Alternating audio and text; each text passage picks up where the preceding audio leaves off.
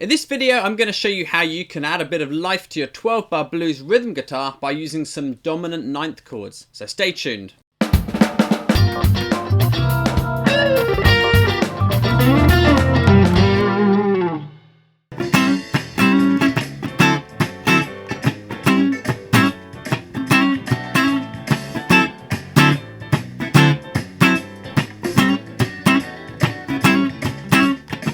Hi there, James here and welcome to James Shipway Guitar. Today I'm going to show you how you can use a couple of simple ninth chord shapes to bring a bit of colour and a bit more life into your 12-bar blues rhythm guitar playing. It's simple and easy to do, so let's get started. So for this lesson I'm going to be playing everything in the key of A, and I'm going to be using a 12-bar blues in A as our example. Let's have a listen to how that sounds. I would go 1, 2, 3, 4, A7 for bar, D7 for bar, A7 for bar, and again, then D7 for 2 bars, and A7 for 2 bars. Then I go to E7, and D7, and A7.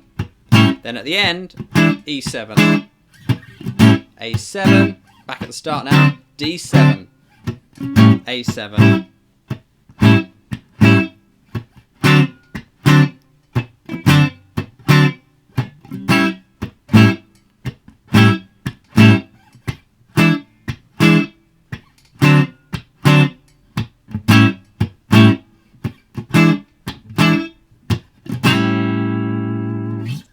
Now, just in case you're wondering about the chord shapes that I was using there, we're going to go on to the ninth chords in a minute, but if you are wondering about these shapes I was using, I'm just going to show those to you quickly now.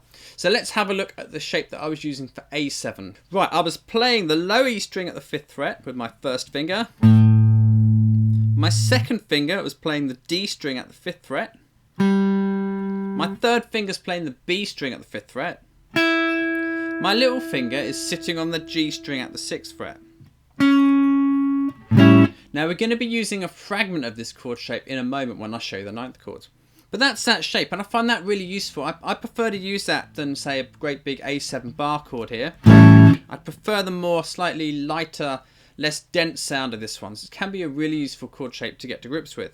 The A string is just killed off or muted by the underside of my first finger there, so we don't hear that when we strum it. So that's the shape I was using for A7. All these shapes are in the lesson notes, which you can get, and I'll tell you how later on. Now let's look at the D7 chord shape. I'm playing the A string at the 5th fret with my third finger, the 4th fret on the D string with my second finger, the G string at the 5th fret with my little finger, and my first finger's playing the B string at the 3rd fret. And I was also using that for E7.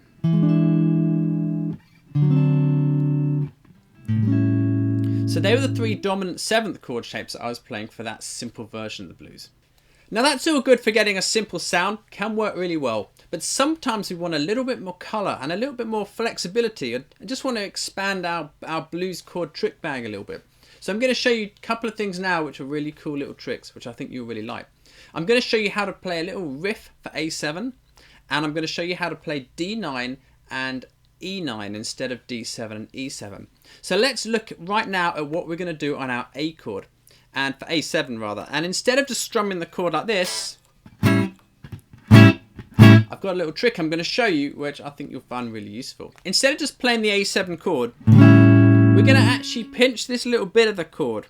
We're going to take the D string, the G string and the B string at the 5th fret, and we're just going to steal that little bit out of our main chord shape and just use it. So I'm going to bar that with my first finger, and my second finger would be on the G string at the 6th fret if we're playing that chord shape. So we're just going to take those 3 strings. But instead of just playing them like this, we're going to start with the second finger off, pick it and hammer that finger on like this. And you see it just has a bit more flavour, slightly more cool sound. I'll loop that round for a little while so you can hear it.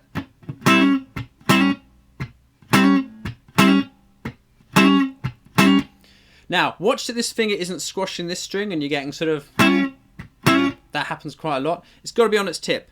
So it just clears the B string and the D string and just lands on the G string.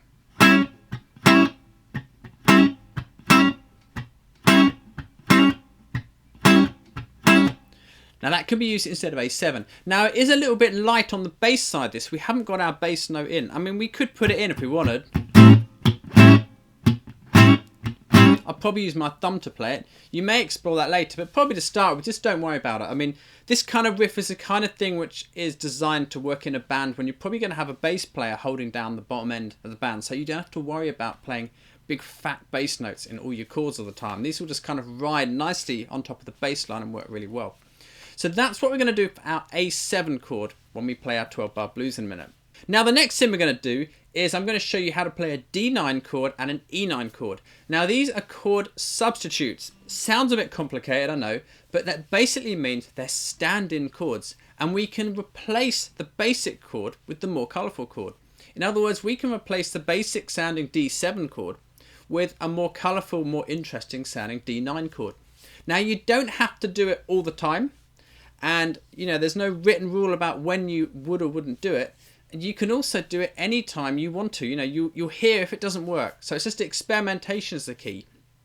You know, if you were playing a blues with some other guys, you wouldn't have to say, you know, wait for one of them to tell you to play D9 in the song. You know, you could just throw it in instead of the D7 chord. And most of the time, it's going to sound really cool. And if it doesn't work, you'll hear that it doesn't work. So just experiment with these and kind of think of them as interchangeable with your D7 chord. That's a really important point. Let's look at the chord shape anyway. Now, we're going to play the A string at the 5th fret. I'm going to use my second finger for that. I'm going to play the D string at the 4th fret. I'm going to use my first finger for that. Now, our third finger is going to do a little bar here. Sometimes it takes a little bit of getting used to, but stick with it because after a while it will be really, really easy and you'll probably find, I mean, this is one of the chord shapes I actually never mess up. Once you get used to playing it, it really is an easy chord shape to play.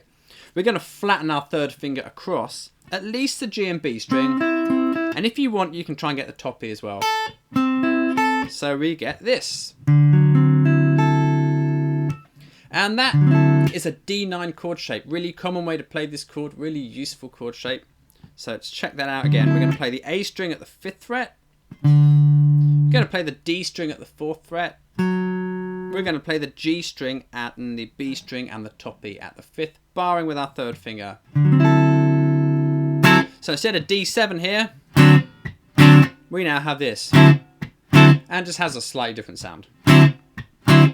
Now that's really all we need to know to play this, because when it comes to E7, we're simply going to move our D9 chord shape up 2 frets to get E9. Now all these chord shapes are totally movable, and I'll probably cover that in a bit more depth in another video, but if you understand how to move your chord shapes around, how to move your bar chord shapes around, then just a little thing on that now. If you don't worry about it because I'll cover that later. But if you do, then the A7 shape we're using has its root on the E string, so you can move that up and down here to get different chords. And the D and E9 chord shape, the root on that chord shape is on the A string. So you can move that around the guitar and you need to check your note on the A string to find your root note. If that doesn't make sense, don't worry, again, I'll cover that in more detail later on. Let us know if it makes sense. If you want another video on this, leave a comment underneath, okay? So what we've got so far, we've got A7, we've got D9, and we've got E9. And that's all we need to put this whole 12-bar blues sequence together. So let me play that for you now so you can hear what it sounds like. 1, 2, 3, 4, A7, D9, A7, and again, and D9, A7, and E9, D9, and A7, and E9 at the end, and I'll play it again.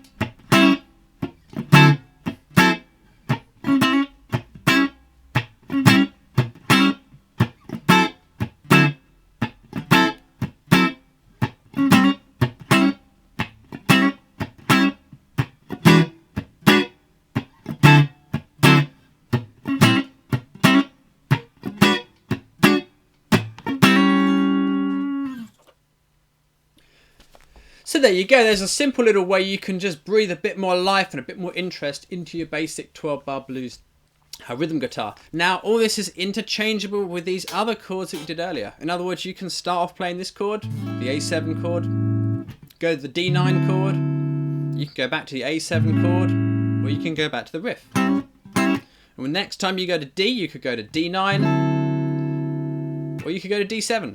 Now there's no written rules about when or when you can't do it. Most of the time, like I say, they're totally interchangeable. They'll work really well when it's all combined. So what we've got there, we've got a riff on an A7 chord, which we can use for our 12-bar blues. We've got 1/9 chord shape, which we're going to use to play D9 and E9. And I've shown you how you can use that, slot it all into a 12-bar blues in A, just to bring a bit more colour to your rhythm guitar playing. Now you can get the lesson notes for this lesson simply by clicking on the link underneath this video. It's got chord boxes, the tab for the riff, the chord sequence, all that good stuff to help you really get the most out of this lesson. But that's all from me today, so thanks for watching. Please like this video if you found it useful. Please subscribe to my channel if you haven't already. And also, if you want to leave a comment to let me know how you found it, then I'd really appreciate that too.